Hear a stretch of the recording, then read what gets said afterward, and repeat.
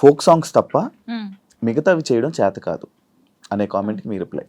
వచ్చింది వచ్చింది కామెంట్స్. అది దానికి అందుకే మీ కదా రిప్లై. డీలో నేను కొన్ని సాంగ్స్ చేశాను. ఇప్పుడు డోలే డోలే సాంగ్ కానీ, అవును ఇంకా కొన్ని అంటే ప్రాపర్టీస్ తో చేయడం కానీ, అవును అవును వెస్టర్న్ అవును. కూడా చేశాను నేను. ఉమ్, ఉమ్, నాకు రాంది కూడా నేను ట్రై చేశాను, క్లాసికల్ కూడా చేశాను నేను. వాళ్ళు ఉమ్, ఉమ్, చూస్తే ఉమ్, ఉమ్, వాళ్ళకి అర్థమవుతుంది. ఉమ్. అంటే మాస్టర్ ఎలాగంటే అందరు ఇలా అంటున్నారు కదా, నువ్వు డిఫరెంట్ గా చేయాలి. అభి కదా. అభి మాస్టర్ అలానే డిఫరెంట్ గా బానే నాకు అభి చెప్తా. ఆ, ఆ. అలా అని కొంచెం డిఫరెంట్ గా చేయించాడు. ఉమ్, ఇప్పుడు ఒకవేళ ఇవన్నీ టెలికాస్ట్ అవుతే వాళ్ళకి అర్థమవుతుంది, ఓ జాను ఉమ్. ఇది కూడా చేయగల.